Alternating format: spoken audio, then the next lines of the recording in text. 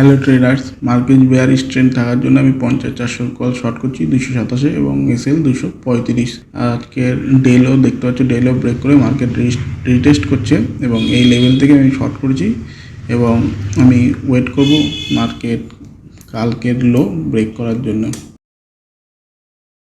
So এই লেভেলটা break করার ওয়েট করব আমি।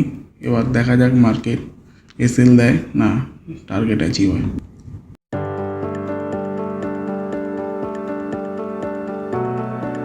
আমি এসএল ট্রেল করে 222-এ নিয়ে আসলাম।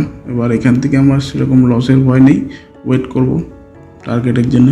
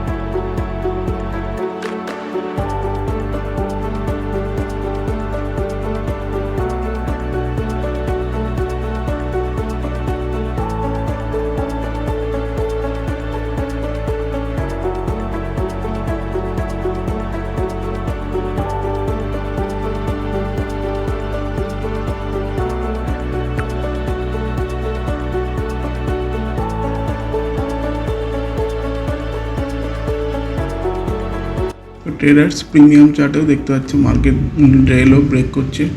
প্রিমিয়াম চার্টেও মার্কেট ডে লো ব্রেক করে গেছে। এখন টার্গেট অ্যাচিভ হওয়ার টাইম। এখান থেকে প্রিভিয়াস ডে ক্লোজিং প্রাইস অবধি টার্গেট থাকবে, কারণ previous day closing price break করার সাথে সাথে মার্কেটে র্যান্ডাম সেলার চলে আসতে পারে এবং মার্কেট ভোলাটাইল হয়ে যাবে। সো যত তাড়াতাড়ি হয় এখান থেকে টার্গেট বুক করে বেরোনোর চেষ্টা করব।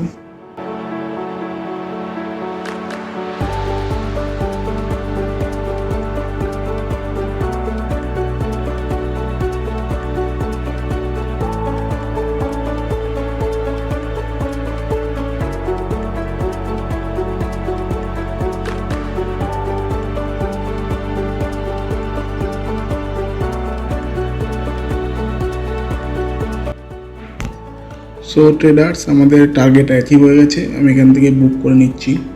মার্কেটের ক্লোজিং প্রাইস ব্রেক করে গেছে।